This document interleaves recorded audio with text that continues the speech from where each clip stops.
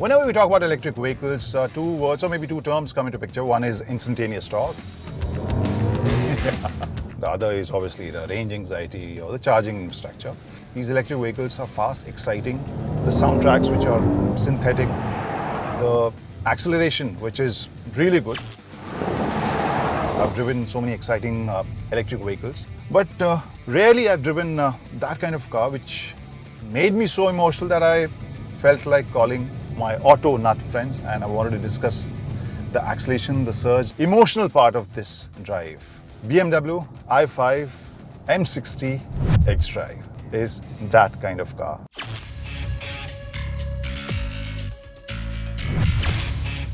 Hi guys, I'm Kranti Sambhav. You're watching Overdrive, and this is the latest BMW i5 M60 X-Drive. In this video, we are going to talk about the way it drives, the kind of package this is, how exciting it is, and how practical it is for Indian roads. And as I mentioned, this car evokes many emotions, especially while driving. So let's focus on that part first. How does it look on paper? The motor produces 601 PS of power and 795 Nm of torque with a figure of 0 to 100 in just 3.8 seconds. The top speed figure is 230 km per hour. Now you know what I'm talking about. It feels like a sports bike, super bike. I mean, even with its weight, this feels light. The way they have managed the weight and the kind of acceleration, the kind of power it gets is phenomenal. It is such an enthusiast car.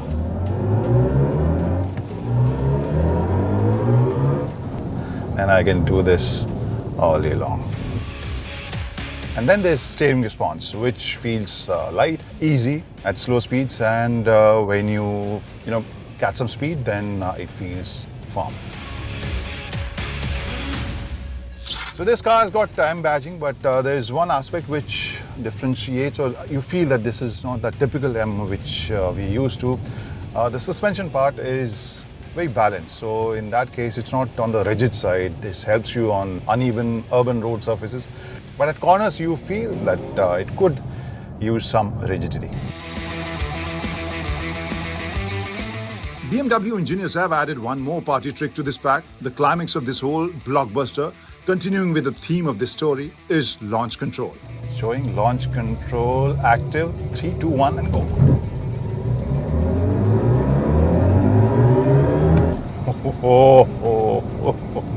Fantastic. You'd want to play with this feature all day long, but then you need to remember that the car is electric. Before we move to another feature which is an EV exclusive, let me tell you that the i5 M60 is fitted with an 83.9 kWh battery with a claimed tested range of 516 kilometers, which can take just about 4 hours to fully charge if you use a 22 kilowatt AC charger. And 11 kilowatt AC charger would double that time. It would take 30 minutes to charge up to 80% if you get hold of a 205 kilowatt DC charger. The soundtrack of BMW i5 M60. Let's start this. Track number 1. Mode personal. As if a small jet is taking off. So this is the personal mode. Sports mode.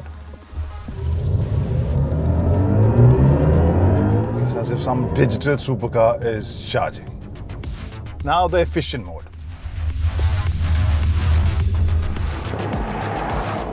Expressive.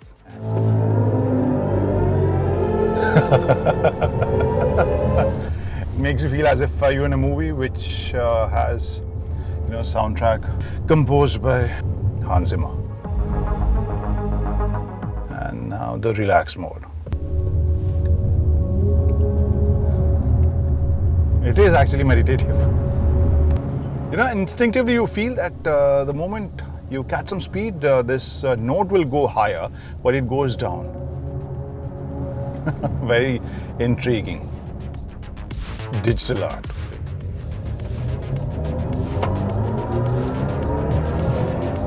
Wow. This feels mechanical. This feels as if you're, in a spaceship or something. Now there's one silent mode as well. Let's see what it does. Oh, no prize for guessing. It's silent. Since looks are subjective, so I'll express myself right away. I really like the way this car looks, the front especially. And I would request you to share your thoughts as well. How do you like this front look? Because this obviously feels very similar to the regular 5 Series, but at the same time, this doesn't give a typical electric vehicle vibe with this front grille design, which has lots of glossy black panel. Even with the sensor and camera, this looks very compact, sharp and aggressive, the way the bumpers are designed. Then you have air dam and this set of headlamps which kind of feels hidden. And then you have the M badging. So M badging is sprinkled all over. If you look at this alloy, 20-inch alloy wheels plus red brake calipers, everything has M mention on the side.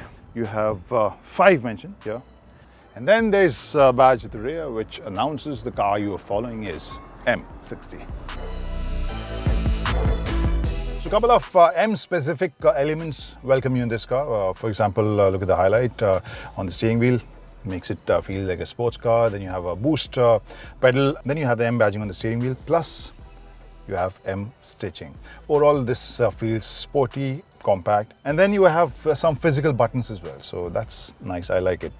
While driving, I don't have to guess what button, what panel I have to slide or touch, which is nice. Then you have this huge screen, which is pretty responsive. If you look at the infotainment screen here, lots of features. We'll talk about that later. But overall, the feel, the response, I like it. While changing the modes also, there. This infotainment screen is easy to use. The display is nice. It's high def and very vibrant, plus responsive. Then you have this panel which BMW calls interactive panel. This has a very crystally, glassy kind of feel to it. It feels transparent. You have a slide button for your AC vents. At the same time, it will change color if you, for example, so if you've switched on the hazard light, now this blue is blinking in red. So this is a nice element. It's not over the top. It looks nice. Then you have carbon finish inserts on the dash.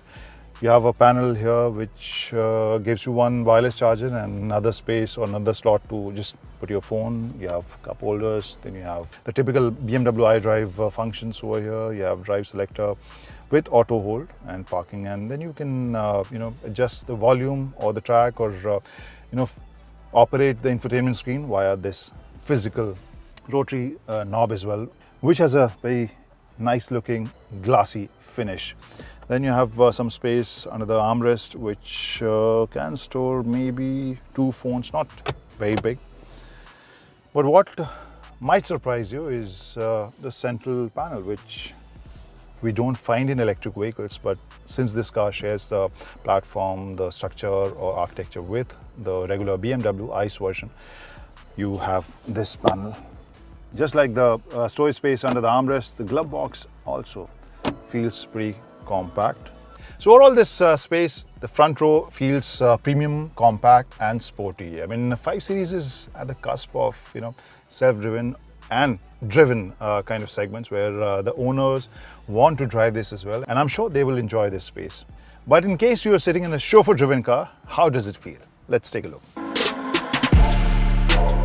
Now the second row of i5 M60. So first thing first, if you're 6'3" like me, headroom might be an issue, but I think for average height, this headroom is okay. The back angle feels a bit too steep, so I'm not sure how comfortable it will be for long drives. But as far as knee room is concerned, even with my driving position, this gives you a decent amount of knee room and leg room. Thigh support could be better. And then again, this also gets a central tunnel, which again, as we mentioned, electric cars don't have, but because of shared platform, you get this as well. And then you have a slot to, I guess, hook your tablet, iPad, and 2 Type-C points with the AC vent with climate control. So basically you get 4-zone climate control and a slot to mount your iPad Very small space to keep your phone over there. Armrest, which feels premium, robust, so you don't get separate space for your smartphones. And no wireless charging for the second row either. So that's the story of i5's second row. Let's take a look at the luggage space. So this i5 gets a powered boot lid, and you get a space of 490 liters. So some stuff at the bottom, and in case you're carrying your golf set, you can fold the second row completely.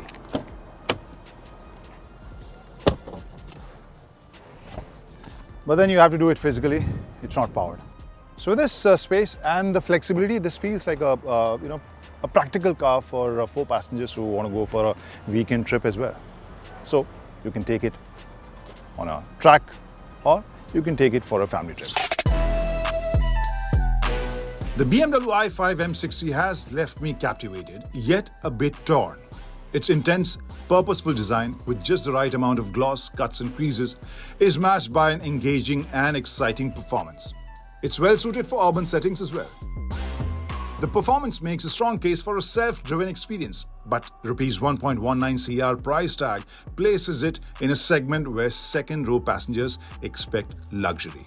While the second row is adequate and functional, it lacks the exclusivity one might anticipate. The range is sufficient, consistently hovering just below the 400km mark during our static and dynamic shoots. The i5 isn't a blockbuster weekend phenomenon. It's a captivating long-form series you enjoy on an OTT platform. A package which goes beyond the iconic sound and instantaneous talk discussion. It offers an exhilarating driving experience, encouraging you to push, feel the surge even within the legal speed limits. However, the constant worry of encountering unpredictable speed breakers can be frustrating. So, truly unleash the i5's potential, I think I'll have to plan my next drive on a track.